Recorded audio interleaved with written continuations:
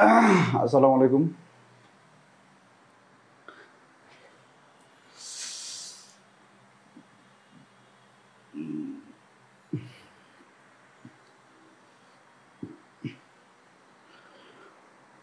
শুনতে পাচ্ছি কিনা একটু বলতে হবে যে আমাদের সাউন্ড ক্লিয়ার আছে কিনা। কেমন এট ফার্স্ট এনশিওর করতে হবে যে আমাদের সাউন্ড ক্লিয়ার আছে কিনা।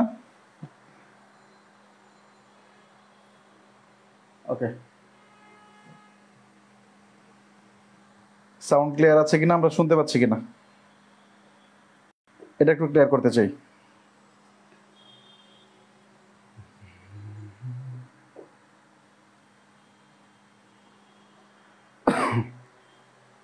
গতকাল যেখানে শুরু করেছিলাম, কিন্তু গতকাল কাজটা নিতে পারিনি যেহেতু, কিন্তু আজকে আমরা প্রথম থেকে শুরু করবো ইনশাল্লাহ।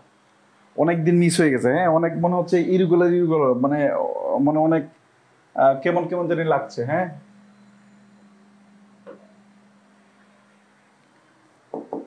মাঝখানে মোটামুটি ভালো গ্যাপ পড়ে গেছিল, প্রায় আমাদের এক সপ্তাহ। হ্যাঁ, শুনতে পাচ্ছি কিনা? All clear? ওকে, ঠিকঠাক দেখা যাচ্ছে, শোনা যাচ্ছে? হ্যাঁ, ওকে।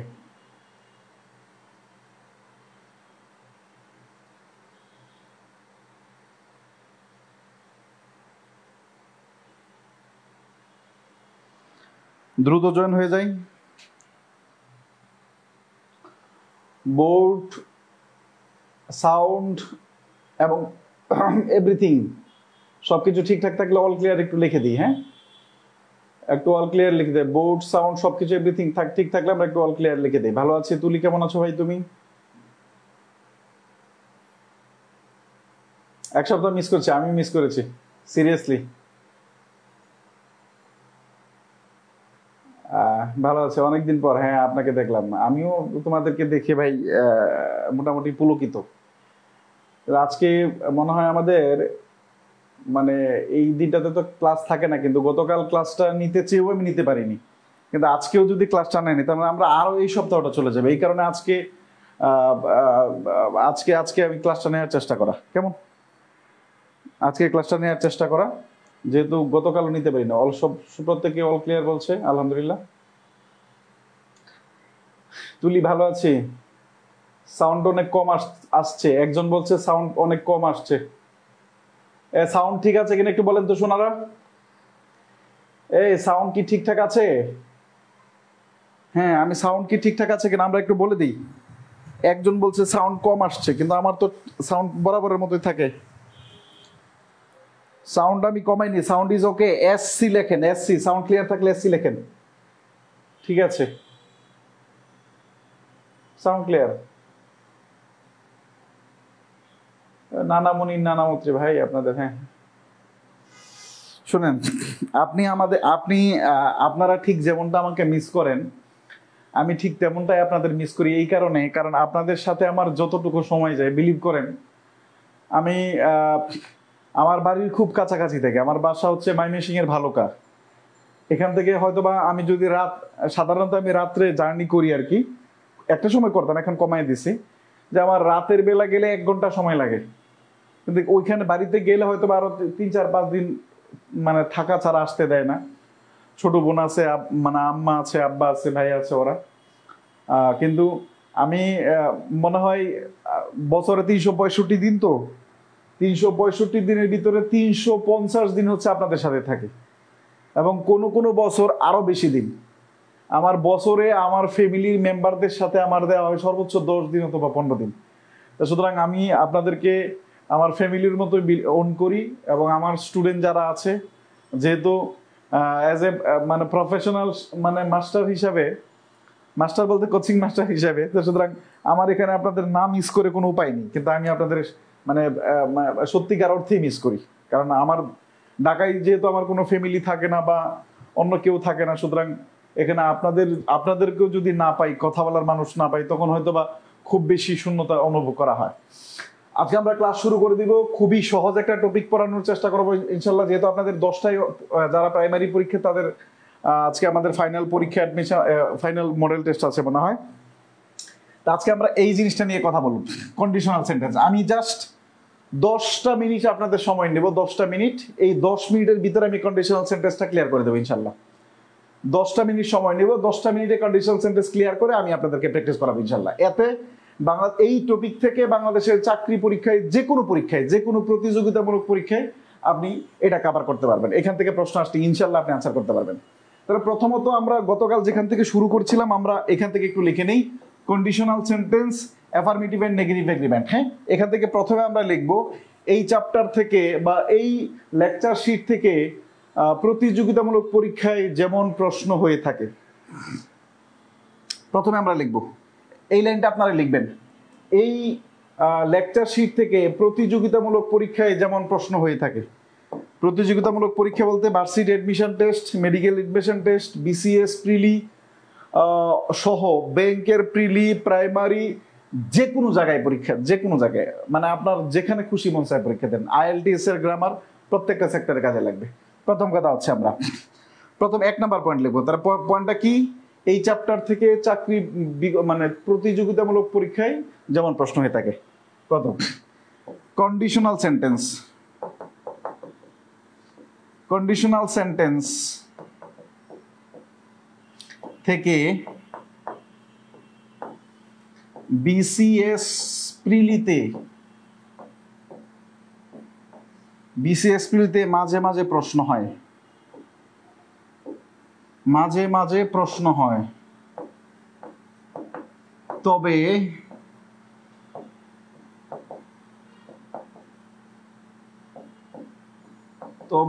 অন্যান্য পরীক্ষায়, বিশেষ করে 11তম থেকে 20তম গ্রেডের পরীক্ষায় প্রচুর প্রশ্ন হয়, প্রচুর প্রশ্ন হয়। এর প্রথম লাইন। আপনি যখন কোনো কিছু পড়বেন তার আগে at first you have to know যে এই জায়গাটা থেকে কি টাইপের প্রশ্ন হয়ে থাকে পরীক্ষায়। আপনার কাছে যদি এই পয়েন্টটা ক্লিয়ার না থাকে, তাহলে আপনি যেমন আপনি যখন কোনো চ্যাপ্টারে ম্যাথ করবেন, তাহলে অবশ্যই আগে দেখতে হবে ওই চ্যাপ্টার থেকে কি টাইপের প্রশ্ন পরীক্ষায় আসে, আপনার ওই দিকটা ফোকাস করতে হবে। আমরা প্রিলিমিনারিতে যদি দেখি, আমরা মনে হয় এখন পর্যন্ত মনে হয় খুব সম্ভবত 3টা অথবা 4টা প্রিলিতে প্রশ্ন আসছে 10তম বিসিএস এর পরে। দেখেন, আপনি বলতে পারবেন না যে কখন কোনটায় আসবে। 20তম এবং 27তম, সর্বশেষ মনে হয় 27তম বিসিএস পরীক্ষা প্রিলিতে প্রশ্ন আসছিল কন্ডিশনাল সেন্টেন্সে, এবং সর্বশেষ 45 বিসিএস এ প্রশ্ন আসলো। 20তম বিসিএস, 27তম বিসিএস এবং সর্বশেষ কোথায় থেকে আসলো বলেন তো? 45 বিসিএস এ আমাদের কন্ডিশনাল থেকে প্রশ্ন আসছে। কারণ আপনার ক্লিয়ার সবাই ধারণা রাখতে হবে। এবং প্রাইমারি বলেন, অন্যান্য যত নিয়োগ আছে 11 থেকে 20তম গ্রেডের সকল চাকরি পরীক্ষায় একটা করে প্রশ্ন থাকে সাধারণত এই জায়গাটা থেকে। আচ্ছা, এটা হচ্ছে 1 নাম্বার পয়েন্ট।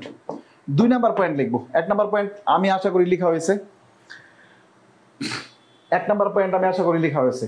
2 নাম্বার পয়েন্ট হচ্ছে affirmative and negative agreement. 2 number আমাদের টপিকটা হচ্ছে, আমার মনে হয় এটা লেখা হয়েছে আপনাদের,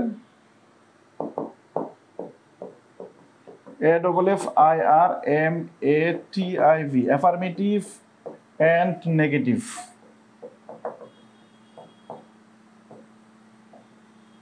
এগ্রিমেন্ট থেকে সাধারণত প্রিলিতে প্রশ্ন হয়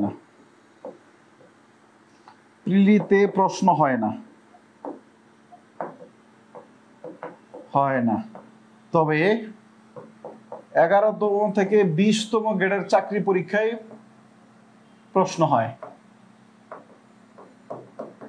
হয়। আচ্ছা, লাস্টে দেখে ভার্সিটি ভর্তি পরীক্ষা। আপনাদের কেউ ছোট ভাই যদি পরীক্ষা দেয়, ভার্সিটি পরীক্ষায় সবচেয়ে বেশি প্রশ্ন হয়।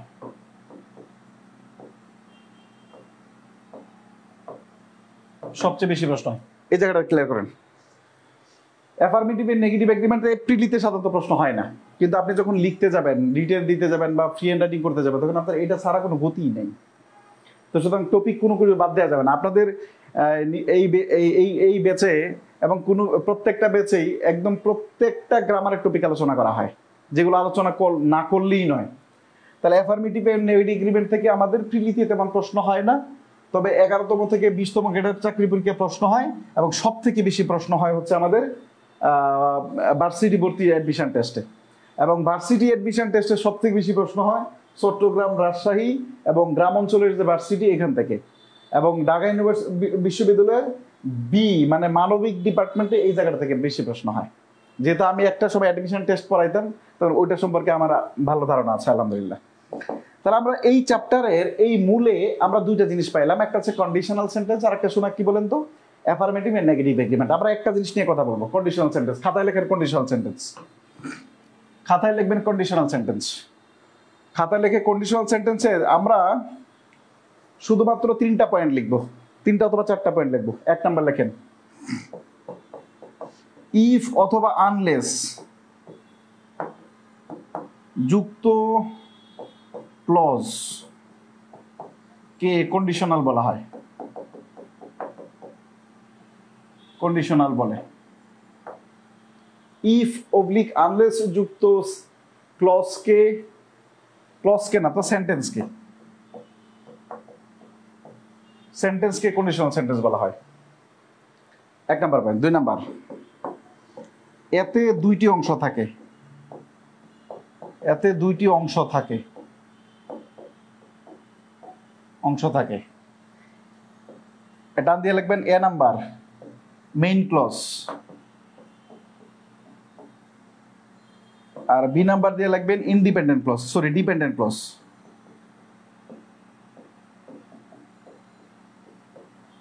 Dependent clause. এবার দেখেন ক্লজের আলোচনা চলে আসছে। যারা ক্লজ সম্পর্কে ধারণা নাই তারা মুখস্থ করবেন, বুঝবেন না। যাদের ক্লজ সম্পর্কে ধারণা খুব কম তারা মুখস্থ করবেন। অন্যান্য বছরের মতোই, অন্যান্য দিনের মতোই প্রাইমারির জন্য অবশ্যই গুরুত্বপূর্ণ। বললাম কি 11 থেকে 20তম গ্রেডের জন্য প্রাইমারি পড়ে না, প্রাইমারি 13তম গ্রেড মনে হয়। তারা আমাদের কন্ডিশনাল হচ্ছে ইফ অবলিক আনলেস যুক্ত সেন্টেন্সকে কন্ডিশনাল সেন্টেন্স বলা হবে।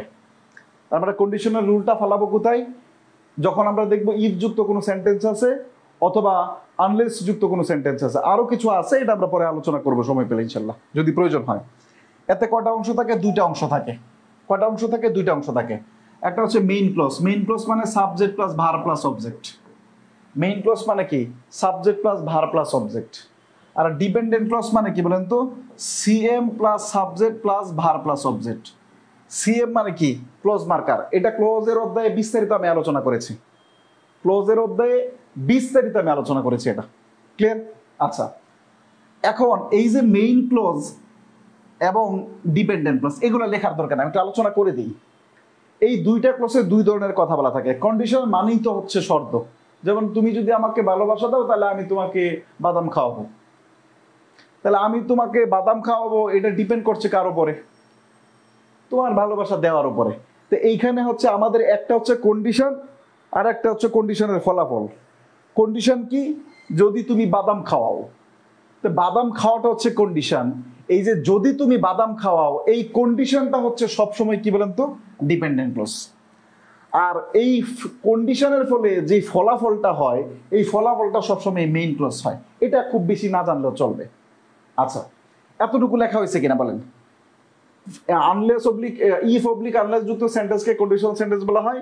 এতে 2টা অংশ থাকে, এতে 2টা অংশ থাকে। একটা হচ্ছে মেইন ক্লজ আর একটা হচ্ছে ডিপেন্ডেন্ট ক্লজ। মেইন ক্লজ কোনটা? Subject plus verb plus object.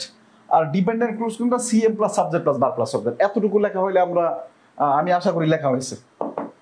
এবার ইফ কন্ডিশনাল করব, আমাদের যেখান থেকে প্রশ্ন হয়। কন্ডিশনাল যেটা আছে আমাদের ইফ কন্ডিশনাল, খাতায় লিখবেন ইফ কন্ডিশনাল। এটা 4টা জিনিস আমরা একসাথে লিখে ফেলবো। খাতায় লেখেন ইফ কন্ডিশনাল, অথবা লেখেন ইফ কন্ডিশনাল 4 প্রকার। ইফ কন্ডিশনাল 4 প্রকার। 1 number zero conditional.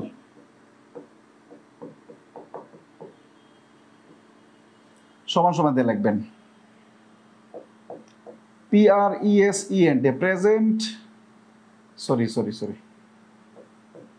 If plus present indefinite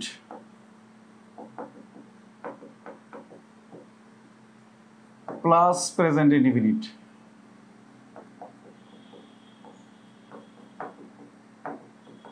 indefinite, or দিয়ে লিখবেন অথবা, if plus past indefinite,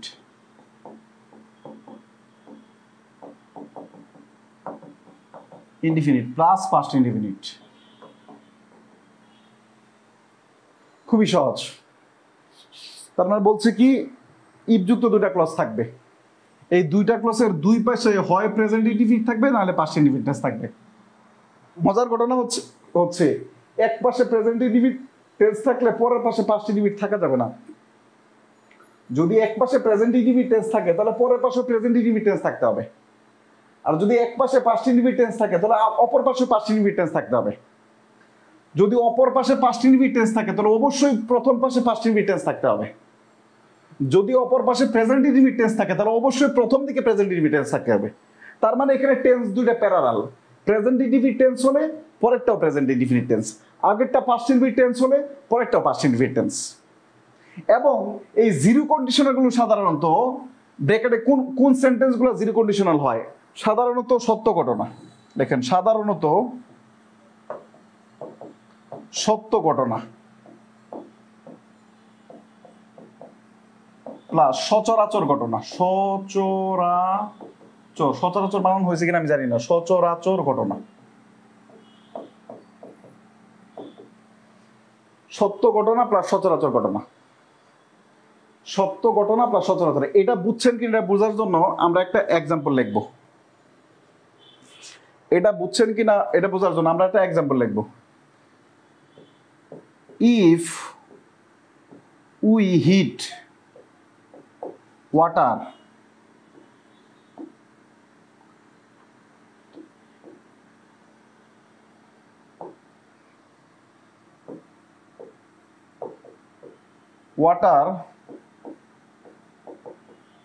boils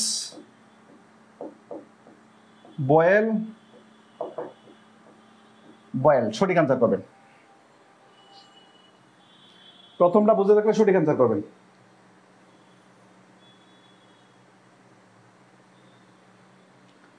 সাধারণত সত্য ঘটনা হয়ে থাকে। হ্যাঁ, প্রথমটা বুঝে থাকলে ইফ উই হিট ওয়াটার, যদি আমরা পানিকে তাপ দেই, ওয়াটার বয়েল হবে নাকি বয়েলস হবে নাকি বয়েলড হবে? দ্রুত আনসার করেন প্রত্যেকেই, দ্রুত আনসার করেন, দ্রুত।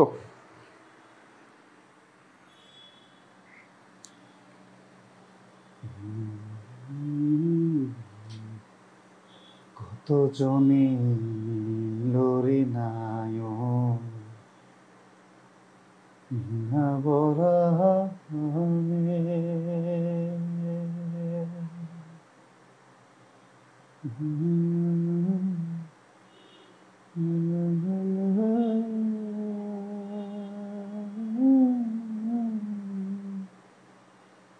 আমার নিকে আসবে রে আশা মাশা আশা।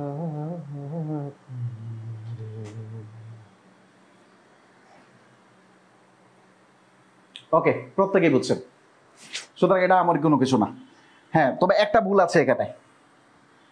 ইফ উই হিট ওয়াটার, যদি আমরা পানিকে তাপ দেই, এখানে ওয়াটার ব্যবহার না করে ইট ব্যবহার করতে হবে, কারণ আগে আমি নাউন ব্যবহার করেছি, সুতরাং পরে প্রনাউন ব্যবহার করতে হবে। আর এখানে ইট বয়েলস কেন? কারণ ওয়াটারটা আনকাউন্টেবল নাউন আর ইটটা singular, that is why boils. এরপর লেখেন 2 নাম্বার। 2 নাম্বার লিখবেন first conditional. First conditional, first conditional খাতায় প্রত্যেকে লিখবেন না। আপনি যখন লিখবেন তখন আপনার ব্রেইনে গেঁথে যাবে। আমি এই যে কথা বলছি, আপনি কান দিয়ে শুনছেন, এবার চোখ দিয়ে দেখছেন, কান দিয়ে শুনছেন, আমি আপনার সাথে আমার সাথে সাথে মুখে মুখে যখন বলছেন এবং হাতে যখন লিখছেন। ইংরেজি শেখার 4টা মেথড: রিডিং, রাইটিং, লিসেনিং এবং কি বলেন তো first conditional. If plus present indefinite, indefinite plus future indefinite,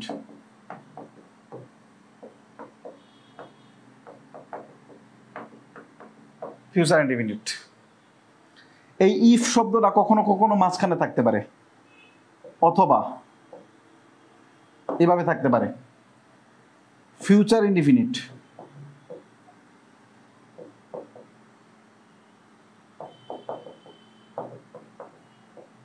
plus if plus present indefinite, present indefinite এইভাবে থাকতে পারে।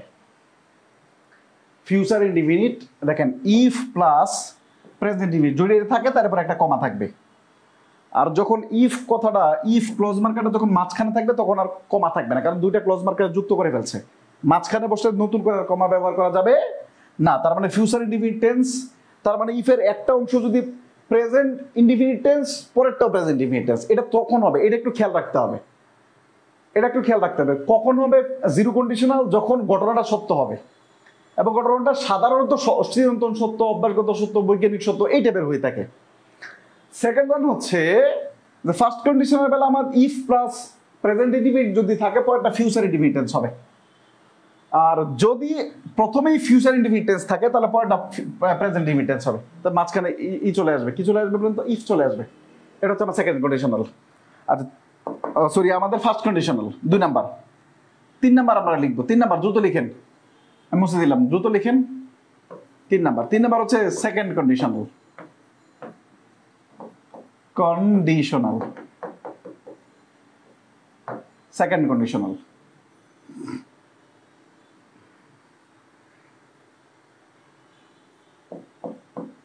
ইফ প্লাস পাস্ট ইনডিফিনিট,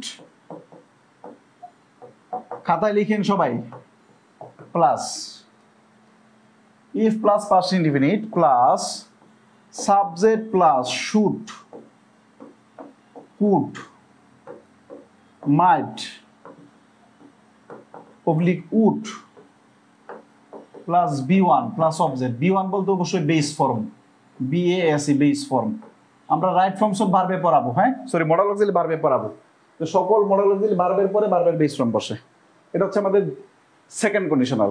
তার মানে ইফ যুক্ত অংশটা যদি পাস্ট ইনডিফিনিট টেন্স থাকে, কোন টেন্স শোনা? যদি পাস্ট ইনডিফিনিট টেন্স থাকে তাহলে সেটা কি হয়? সাবজেক্টের উপরে শুড আসবে, কুড আসবে, মে আসবে, মাইট আসবে। এবার একটু মনে রাখা যায় কিভাবে, দেখেন ইফের পরে আগে কি ছিল? Present indefinite. তার শেল কি প্রেজেন্ট না পাস্ট? প্রেজেন্ট। এই কারণে এখানে শেল, মে, কেন এগুলো হয়েছে। এখন প্রেজেন্টের পরিবর্তে ইফের পরে কি হয়ে গেল? পাস্ট ইনডিফিনিট টেন্স হয়ে গেল। এখানে পরবর্তী অংশটা কি আসবে? পরবর্তী অংশ আমাদের শুড, কুড, মাইট, শেলের পাস্ট টেন্স গুলো চলে আসবে। এবং যে কোনো মডেল অক্সিলারি ভার্বের পরে ভার্বের বেস ফর্ম বসে, এই জন্য শেলের পরে ভার্বের বেস ফর্ম, শুডের উপরে বেস ফর্ম, কেনের পরে ভার্বের বেস ফর্ম, কুডের পরে ভার্বের বেস ফর্ম। আমি আশা করে বোঝাতে পারলাম। এটা হচ্ছে আমাদের 3 নাম্বার। 4 নাম্বার, 4 নাম্বার, 4 নাম্বার হচ্ছে ইফ প্লাস, 4 নাম্বার হচ্ছে আমাদের কি যে third conditional. Third conditional, third conditional. এটা স্ট্রাকচার কি? ইফ প্লাস, এবার পাস্ট টেন্স থেকে পাস্ট পারফেক্ট হয়ে গেল, প্লাস এবার এবার দেখেন পাস্টের জন্য কি আসছিল? শেল আসছিল না শুড আসছিল? শুড আসছিল। কেন আসছিল না কুড আসছিল? কুড আসছিল। আর পারফেক্ট টেন্স আমরা অতিরিক্ত কি ব্যবহার করি? হ্যাভ। আর হ্যাভ এর পরে সারা জীবনে কি বসে? ভার্বের পাস্ট পার্টিসিপল ফর্ম। এই ব্যবহার রাখবেন। তা subject plus should, could, might, would plus have plus বি3 প্লাস অবজেক্ট, শেষ। আমার মনে হয় এটা মানে বাসায় কোনোদিনও পড়তে হবে না। 4টাই লেখা হলে 4D লেখেন, 4 ডান, 4D লেখেন। এই 4টার 2টা ব্যতিক্রম আছে, 2টা ব্যতিক্রম লেখাবো। 4টা যদি লেখা হয় তাহলে আমরা 4D লিখবো, 4D।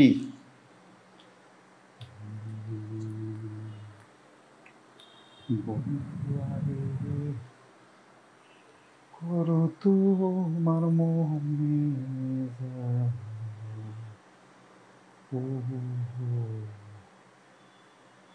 4টা যদি লেখা হয়ে থাকে আমরা 4D লিখবো, 4D। ওকে, প্রত্যেকে লেখা হয়েছে। এবার লেখেন conditional sentence.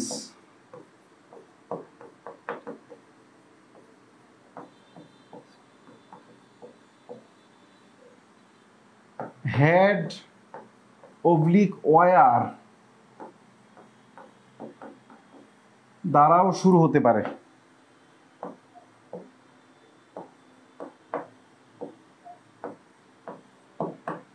Conditional sentence head oblique war দ্বারাও শুরু হতে পারে। আচ্ছা, যখন হেড অবলিক ওয়ার দ্বারা শুরু হয় তখন ইফ কথাটি উজ্জ থাকে।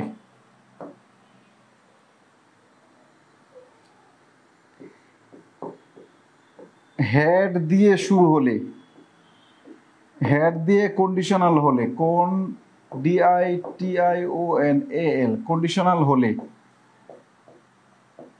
হেড দিয়ে কন্ডিশনাল হলে সমান সমান third conditional, third oblique perfect conditional.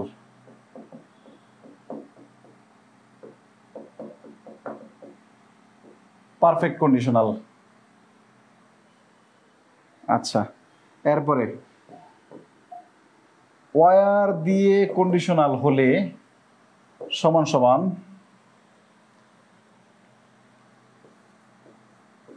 Second conditional. তার মানে ওয়ার দ্বারা শুরু হলে আমরা ইফের একটা স্ট্রাকচার পড়ছিলাম, ইফ প্লাস পাস্ট ইনডিফিনিট, পরে এটা should could might would plus ভার্বের বেসন। যদি ওয়ার দ্বারা শুরু হয়, যদি ওয়ার দ্বারা শুরু হয়, যদি ওয়ার দ্বারা শুরু হয় সেক্ষেত্রে আমাদের সেকেন্ড কন্ডিশনাল পড়বে। যদি হেড দ্বারা শুরু হয় তাহলে সেক্ষেত্রে আমাদের থার্ড কন্ডিশনাল পড়বে। এখন ওয়ার অথবা হেড দ্বারা কি করে শুরু হয় দেখবেন প্রচুর এক্সাম্পল আসছে। আমি এখন এক্সাম্পল দিব, প্রচুর এক্সাম্পল আসছে। হেড দিয়ে যদি শুরু হয়, হেড দিয়ে কন্ডিশনাল হলে সাধারণত কি হয়, থার্ড অবলিক পারফেক্ট কন্ডিশনাল হয়।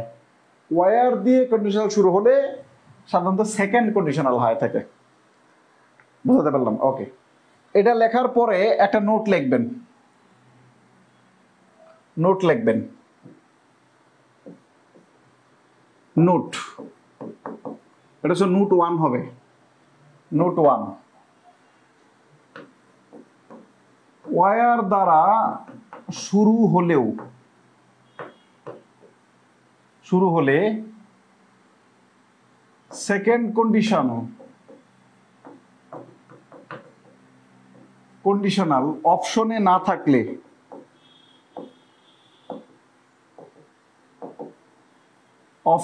না থাকলে পারফেক্ট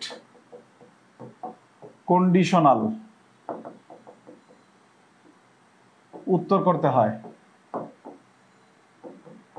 করতে হয়।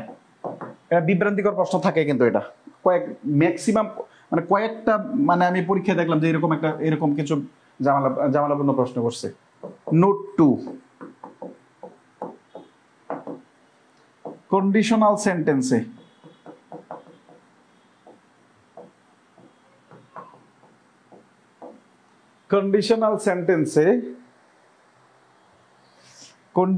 সেন্টেন্সে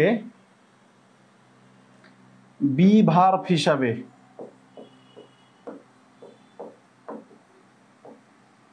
হিসাবে সব সময়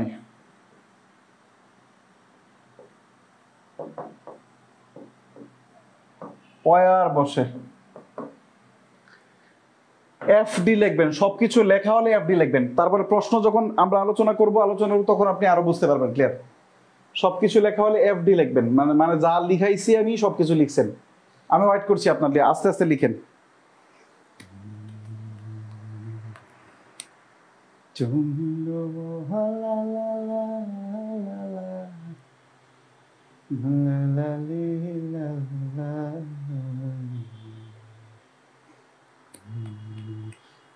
তোমায় কত ভালোবাসি অন্তর জানে, কত ভালোবাসি তোরে আমার শিওর। চলেন প্রশ্ন করি, দেখেন কতটা পানির মতো হয়। খুব সেন্সিটিভ কিছু প্রশ্ন আলোচনা করব এখান থেকে। আপনারা আমি কিছু শিখবো ইনশাল্লাহ, হ্যাঁ।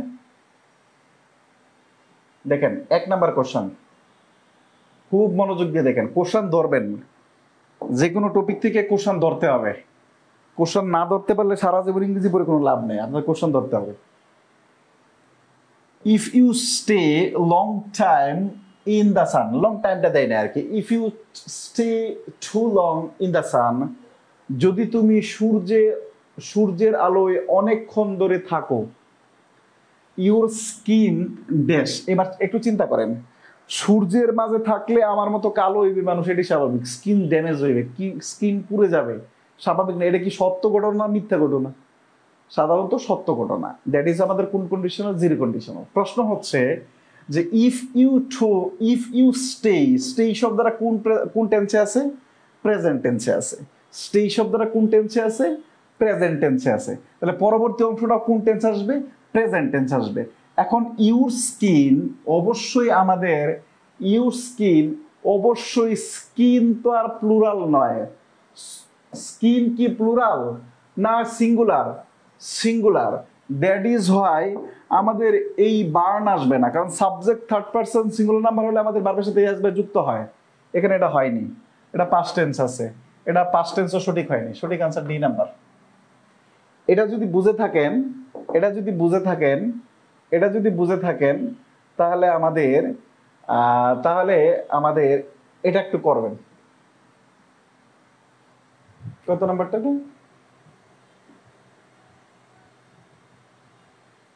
5 নাম্বার কোশ্চেনটা করবেন প্রত্যেকেই দ্রুত। কোশ্চেন নাম্বার 5 প্রত্যেকেই করেন।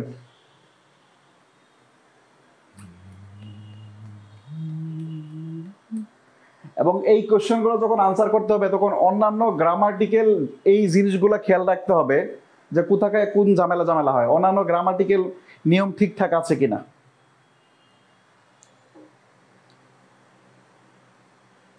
কোয়েশ্চেন নাম্বার 5 প্রত্যেকেই করি। কি বলা আছে? If you buy one T shirt, যদি আপনি একটা টি শার্ট কিনেন তা আপনি আরেকটা সেকেন্ডটা ফ্রি পাইবেন, ঠিক আছে?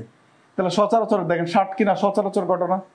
আচ্ছা, would get got will have gotten. তো আমরা আনসার কোনটা বলেন তো? B number. এদিক তাকান, আনসার বি নাম্বার দেয়া আছে। এখন যদি প্রশ্নে সাধারণত আমাদের এটা না থাকতো, যদি আমাদের গেট না থাকতো, তাহলে আমরা উড গেট আনসার দেখাইতে পারতাম, ঠিক আছে? আমাদের ফার্স্ট কন্ডিশনাল এবার আলোচনা করবো। ফার্স্ট কন্ডিশনাল কি বলছিলাম? যে আমাদের একটা পাস্ট প্রেজেন্ট ইনডিফিনিট থাকবে, পরেরটা ফিউচার ইনডিফিনিট হবে। একটা প্রেজেন্ট ইনডিফিনিট হবে, পরেরটা future indefinite. 6 number question, if a ruby is heated, যদি রুবিকে হিট করা হয়, it is temporary lose its colour. Answer করেন। টেম্পোরারি, এটা কত 18তম বিসিএস এর প্রশ্ন আসছিল। এখানে আমাদের ইট টেম্পোরারি, এখানে লস এর পূর্বে আমাদের কিছু একটা ছিল। এখন আনসার কোনটা আসবে? উইল আসবে, উড আসবে, ডাজ আসবে, হ্যাজ আসবে? সঠিক আনসার করেন দ্রুত। 6 নাম্বার কোশ্চেন করেন দ্রুত প্রত্যেকেই। 6 উইল। হ্যাঁ এক্স্যাক্টলি। কেন উইল আসবে? কারণ আমাদের প্রথম অংশটা কি? প্রেজেন্ট ইনডিফিনিট টেন্স আছে। যদি প্রেজেন্ট ইনডিফিনিট টেন্স হয় তাহলে পরেরটা কি? ফিউচার ইনডিফিনিট টেন্স হবে। ফিউচার ইনডিফিনিট টেন্স আমাদের উইল হয়, উড হয় না।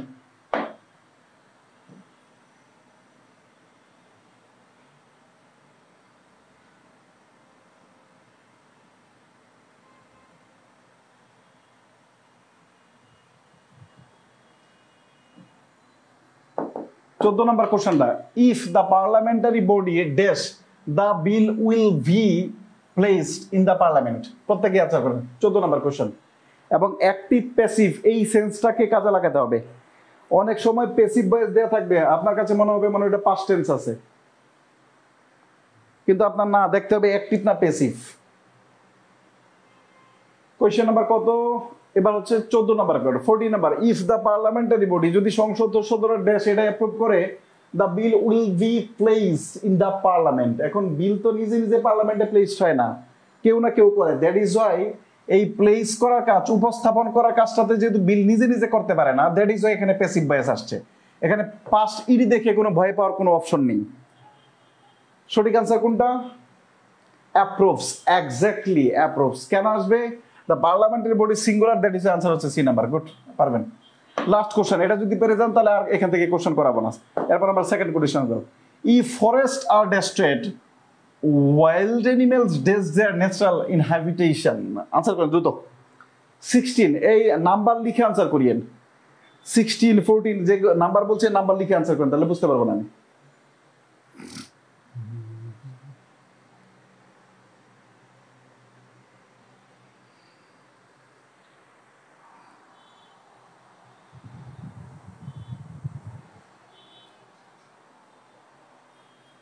Number question.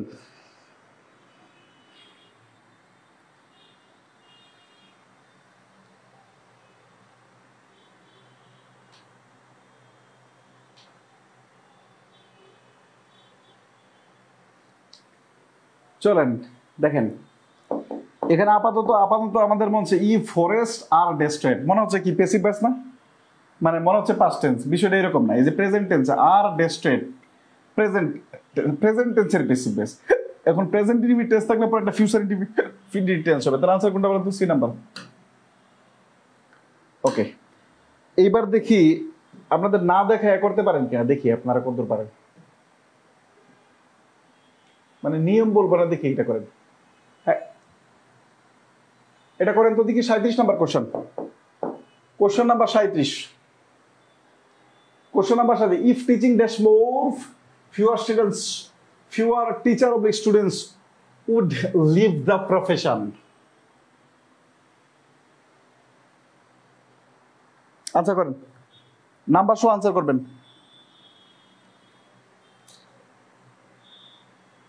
টেন্সের ক্লাস এখন নিব কেন? টেন্সের ক্লাস তো পরে, রাইট ফর্মস অফ ভার্বের টেন্সে পড়াবো। এই বয়সে টেন্সের ক্লাস নিয়ে টেন্স শেখানো যাবে না ভাই। আপনি টেন্সটা 12 প্রকার টেন্স কোনটা কি হয় না হয় এই টেন্সটা নিজে, আমি যদিও রাইট ফর্মস অফ ভার্ব দেয় লেকচার শিট 18তে আমি বিস্তারিত পড়াবো, কিন্তু এই বয়সে আসে টেন্স শেখার বয়স না। অ্যাটলিস্ট আপনার নিজের দিকে যত্ন নেওয়া উচিত। ওকে, 37 নম্বর সবাই কি বলছেন? তার মানে আমাদের দেখেন এই যে fewer teacher oblique students would leave, তার মানে কত নাম্বার কন্ডিশন বলছে? Second condition. সেকেন্ড কন্ডিশন মানে কি বলেন তো? আমাদের পাস্ট কন্ডিশন। তার ইফ প্লাস পাস্ট ইনডিফিনিট হইতে হবে। এই যে সাবজেক্ট প্লাস বি2 মানে পাস্ট ইনডিফিনিট। সঠিক আনসার সি নাম্বার, সবার হয়েছে।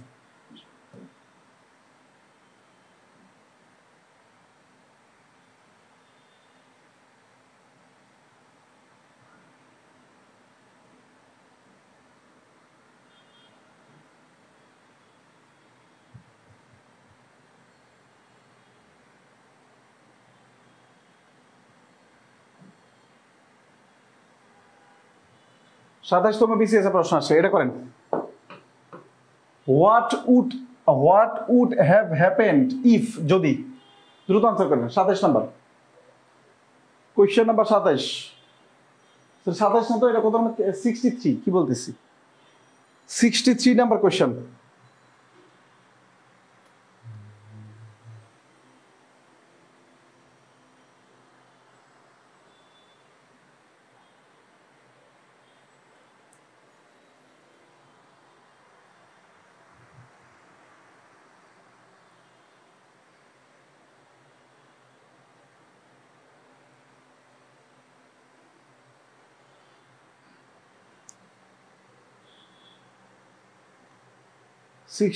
C number question. দেখেন, তার মানে হোয়াটের পরে আমাদের যে উড হ্যাভ প্লাস বিথি, তার মানে কি তো কত নাম্বার কন্ডিশনাল বলছিলাম? মাঝখানে ইফ থাকতে পারে, তাহলে third conditional. The bridge had broken, ব্রিজটা ভেঙে পড়েছিল। The bridge had been broken, এখানে বিনটা দুইটাই সঠিক হয়। সি নাম্বার এবং বি নাম্বার দুইটাই সঠিক হয়। কেন? ব্রেক শব্দটা ট্রানজিটিভ এবং ইনট্রানজিটিভ ভার্ব দুইটাই হিসেবে ব্যবহৃত হয়। যদি আমি ট্রানজিটিভ ভার্ব হিসেবে কল্পনা করি তাহলে আমাদের এখানে প্যাসিভ করতে হয়। যদি আমি ইনট্রানজিটিভ ভার্ব হিসেবে কল্পনা করি তাহলে আমাদের সি নাম্বারই আনসার হয়। তবে আমাদের প্রশ্নকর্তা সাধারণত সি নাম্বার থেকেই করছেন। এখান থেকে আমরা একটা জিনিস দেখার চেষ্টা করবো। 68 নাম্বার কোশ্চেন। দেখেন, হেড দিয়ে শুরু হয়েছে, এখানে একটা স্ট্রাকচার। আমি কিন্তু ওইখানে হেডের স্ট্রাকচারটা লেখাই নেই। কেন জানেন? আপনাকে নিজ চোখ দিয়ে আমি প্রশ্নটা দেখাইছি, প্রশ্নটা কেমনে হয়, এটা আপনার অনেকদিন মনে থাকবে। আমি ওইখানে লেখায় দিলে আপনার মুখস্থ মনে থাকতো না। এই যে আমরা বলছিলাম কিছু কিছু কন্ডিশনাল সেন্টেন্স হেড দিয়ে শুরু হতে পারে, তার মানে হেড এখানে চলে আসছে। তার মানে প্রথমে কি থাকবে? হেড, এরপরে কি বলেন তো? সাবজেক্ট, এরপরে বি3। আমাদের স্ট্রাকচার হয় এইটা, আপনি খাতার ওইখানে লিখে নেবেন। হেড দ্বারা যখন কন্ডিশন স্ট্রাকচার শুরু হয় তখন স্ট্রাকচারটা এরকম হয়, প্রথমে হেড বসে, এরপর সাবজেক্ট বসে, এরপরে বি3 বসে। আর এইখানে অতিরিক্ত আমাদের ইফ থাকে, যে ইফটা উজ্জ্ব আকারে থাকে, যেমন ইফ আই হ্যাড বিন, এরকম থাকে। ইফ কথাটা এখানে উজ্জ্ব থাকে। তার মানে আমাদের যদি হেড দ্বারা শুরু হয় তাহলে কত number conditional? 3 number conditional. I would not accept গোষ্ঠী কিলা হয় না, আই হ্যাড অ্যাকসেপ্ট, না কিসের আই উড অ্যাকসেপ্ট, না I would have accepted, 3 number answer. মানে দেখবেন আর কট করে দেখাবেন, শেষ।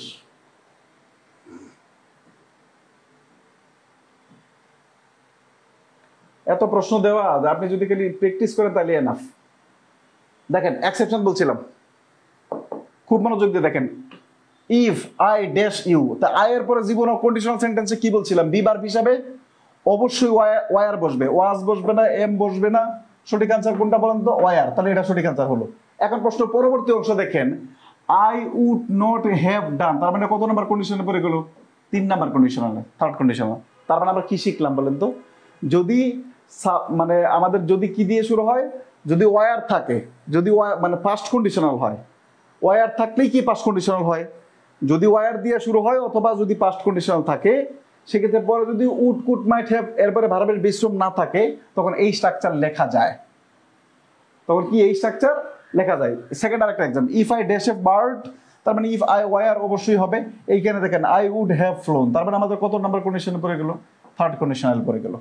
তার মানে ওয়ার দ্বারা যদি কোনো সেন্টেন্স শুরু হয় অথবা ফার্স্ট কন্ডিশন সেকেন্ড কন্ডিশনাল যদি শুরু হয়, সেক্ষেত্রে আমাদের পরের অংশটা, ইফের পরবর্তী অংশটা আমরা থার্ড কন্ডিশন হিসেবে দাগাতে পারি। এটা আমাদের স্বাধীনতা আছে। এটা হোমওয়ার্ক থেকে একটা কোশ্চেন করাবো।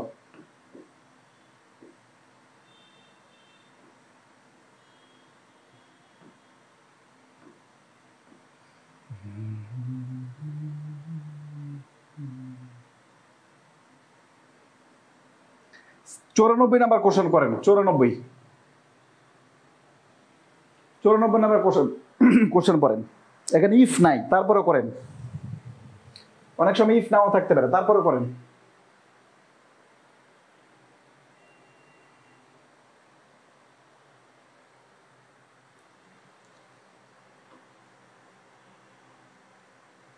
দ্রুত 94 কি আছে? When water it transforms dash, will water kisses freezes, C number. হ্যাঁ, এই কোশ্চেনটা আমি উদাহরণ দিতাম, কিন্তু এখানে চলে আসছে 96 নাম্বার কোশ্চেন, আলহামদুলিল্লাহ। মানে আমি একটা নোট লেখাই দিতাম লাস্টে, কিন্তু এটা কোশ্চেনটা পেয়ে গেছি। এটা সঠিক আনসার করেন যারা এটা পারছেন। যারা এই কোশ্চেনটার আনসার পারবেন, আনসার দেখা যায় না, দেখা যায় না। যারা এই কোশ্চেনটার আনসার পারবেন তাদের বোঝা যাবে যে পরীক্ষা হলে কতটাকে সঠিকভাবে দেখাতে পারেন। দেখান, এবং আগের বেসিকটুকু কত কাজে লাগছে। এবার প্রত্যেকের কমেন্টস দেখবো। এটা কত নাম্বার? 96 নাম্বার। প্রত্যেকেই কমেন্টস করেন।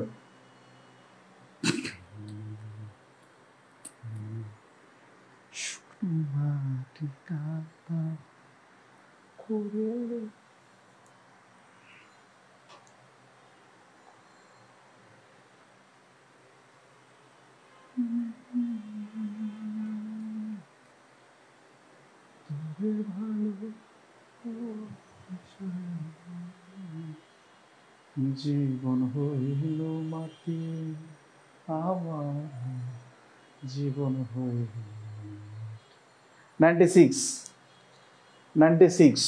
এ B C B, Rikta, Shahabuddin B, Dipankar Roy A, Ananta B, একজন could help, Murshidul Islam could help. আচ্ছা, ওকে, হেড ভার্বের পাস্ট ফর্ম কুড হেল্প হবে। হ্যাঁ, ওকে। এবার চলুন, যখন বেসিকের ক্লাস করায় তখন পড়াইছিলাম, মনে আছে? হ্যাভ এবং হ্যাজ এর পাস্ট ফর্ম কি? হ্যাড। এবং ওইখানে লিখে দিয়েছিলাম হ্যাভ হ্যাজ হ্যাড হ্যাভ এবং হ্যাজের পাস্ট ফর্ম হচ্ছে কি, এটা হচ্ছে বি2, আর পাস্ট পার্টিসিপল ফর্ম কি, এটা হচ্ছে বি3, এই দুইটাই এটা। এখন পারফেক্ট টেন্স হইতে গেলে কি লাগে, সাবজেক্ট প্লাস হেড প্লাস বি3, পারবের পাস্ট পার্টিসিপল ফর্ম লাগে। আর পাস্ট ইনডিফিনিট টেন্সের স্ট্রাকচার কি, সাবজেক্ট প্লাস বি2। এবার দেখেন এই যে সাবজেক্ট, এই যে বি2, এরপরে ভার্বের পাস্ট পার্টিসিপল ফর্ম আছে, কোনো ভার্ব নাই, এখানে কোনো ভার্বই নেই, নাউন আছে, নাউন আছে আর ডিটারমিনার আছে অথবা অ্যাডজেক্টিভ আছে, এখানে ভার্ব আছে না। এটা কোন টেন্স তাহলে, পাস্ট টেন্স। যারা এ নাম্বার করছেন তারা হুজুগে আনসার পরীক্ষার হলে করবেন, এখানে ক্লিয়ার করে দিলাম যেন পরীক্ষার হলে না করেন। তো সঠিক আনসার কোনটা, কুড হেল্প। কেন, কারণ এটা সেকেন্ড কন্ডিশনাল, পাস্ট মানে থার্ড কন্ডিশনাল না। অনেকেই মানে এই কোয়েশ্চেনটাই যদি আপনার পরীক্ষায় আসে, হেড দেখার পরে চারটা অপশন আপনি আর পড়বেন না, হেড দেখার পরে আর কিচ্ছু দেখবেন না, শুধু আপনি দাগাই দিবেন একদম লাস্টে পারফেক্ট কন্ডিশনাল কোথায় আছে। এবং প্রশ্নকর্তারা কি করে প্রশ্ন করে, এটা যদি আগে থেকে কেউ অ্যানালাইসিস করে তো পরীক্ষার হলে এত ভুল যায় না। দেখেন কোশ্চেনটা করছে কি দিয়ে বলেন তো, হেড দিয়া, এবং প্রথমেই দিছে যেন স্টুডেন্ট অন্য কোনো চিন্তা না করে, জাস্ট আপনাকে মানসিক গেম খেলে। প্রথমেই কি দিছে, হেড দিছে, তার মানে পারফেক্ট কন্ডিশনাল হবে। এবং অপশন এতে প্রথমে পারফেক্ট কন্ডিশনাল দিয়েছে, ছেলে মেয়ে দাগাবে দাগাবে দাগাবে দাগাবে এইভাবে দাগাবে, আর বলবে ও ফোরে এত সহজ প্রশ্ন, ফাটাই দিছি আজকে পরীক্ষা। যখন আসবে কারোর সাথে কথা বলবে, বন্ধু একটা প্রশ্ন এত সহজ আসছে, পারছো তুমি, কোনটা বন্ধু, ওই যে 19 নাম্বার কোশ্চেনটা যে প্রথম হেড ছিল পারফেক্ট কন্ডিশন, না এটা তো পারফেক্ট কন্ডিশন না, সেকেন্ড কন্ডিশন। তখন স্টুডেন্টরা যে ভুল করছে তখন শুধু খালি ও, এ শুধু ও শব্দ করে, এজন্য বি কেয়ারফুল। সঠিক অ্যান্সার এটা। কন্ডিশনাল ক্লিয়ার কিনা, সি লেখেন, কন্ডিশনাল সিতে, কন্ডিশনাল সিতে ক্লিয়ার, দ্রুত লেখেন, শেষ করে দেবো আজকে। আগামীকাল আবার ঠিক 9টায় ক্লাস আনসাল।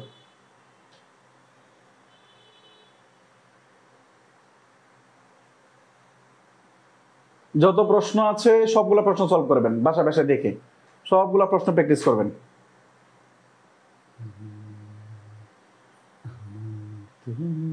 মনে নাই বারাখো তো ভোলা যাবে না, ভোলা যাবে।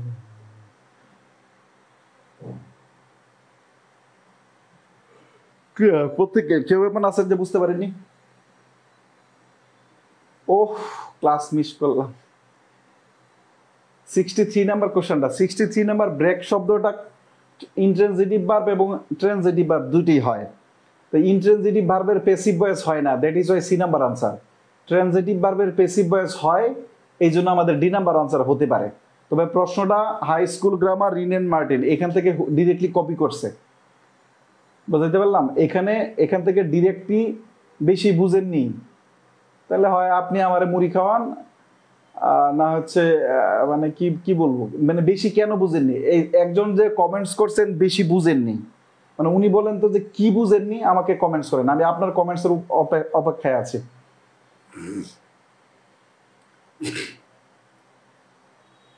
মানে কি বুঝেননি আপনারা একটু দ্রুত। 63 নাম্বার নিয়ে কথা বললাম।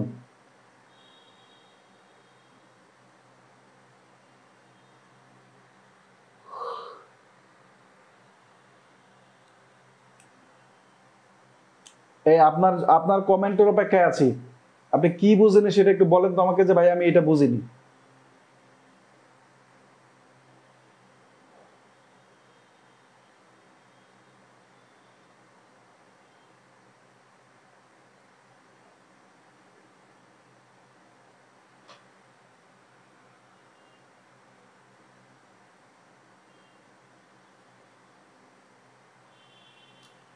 জাহিদুল 102 নাম্বার। অনেকগুলা কোশ্চেন আছে, দেখেন তো, আপনাকে প্র্যাকটিস করতে দিয়েছে, আগে প্র্যাকটিস করেন না ভাই, প্র্যাকটিস করেন না, সলভ ক্লাস তো আছে, প্র্যাকটিস করেন, আগে একটু প্র্যাকটিস করেন ভাই। 5 নংটা একটু বলে দেন, 96টা আবার একটু বলেন, 96টা আবার রিপিট ক্লাস দেখেন।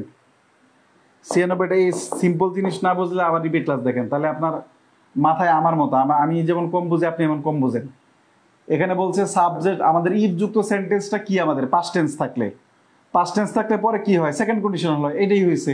এখন অনেকে ভুল করে হেড দেখে পারফেক্ট টেন্স মনে করবে, মানে পারফেক্ট টেন্স হওয়ার জন্য সাবজেক্ট প্লাস হেড প্লাস বি3 এই স্ট্রাকচারটা লাগে, কিন্তু সাবজেক্ট প্লাস হেড আছে কিন্তু বি3 আছে এখানে, বি3 নাই। দ্যাট ইজ ওয়াই আমাদের হ্যাভ এবং হ্যাজার, এই যে এরা যে কয়টা কমেন্ট করে প্রত্যেকে এরা রেগুলার ক্লাস করেন এবং প্রথমকার বেসিক ক্লাসগুলো করেনি, মানে এদের সমস্যাগুলো সারা জীবন থাকবে। আর আমি বলছি যে আমার কাছ থেকে ইংরেজি ফুললি শিখতে হলে 50টা ক্লাস নিব, এই 50টা ক্লাসই করতে হবে। আপনি সারা জীবন ইংরেজি শিখতে পারেননি, 50টা ক্লাস দিয়ে আপনাকে করতে হবে, আপনি ইংরেজি শিখে যাবেন ইনশাল্লাহ। তো মাঝখান দিয়ে বাদ দিলে হবে না। তো দেখেন এই যে আপনারা ক্লাস করছেন কতজন, এখানে 2500 উপরে ছেলে মেয়ে আছে। হ্যাঁ, তো ক্লাস করছেন কতজন, এটা বাস্তবতা। অনলাইনে একটা অসুবিধা আছে। একজন বলছে 102 নাম্বার, দেখি 102 নাম্বার কি আছে। 102 নাম্বার তো করে দিলাম তো, had I been a king. তো হ্যাড আই বিন কিং থাকলে কি আসবে, একই তো কথা। আমাদের হেড থাকলে কি পারফেক্ট কন্ডিশনাল হয়। আবার ক্লাস দেখেন, এটা নিয়ে বিস্তারিত আলোচনা করা হয়েছে। আজকের মতো টাটা, আগামীকাল ঠিক রাত 9টায়।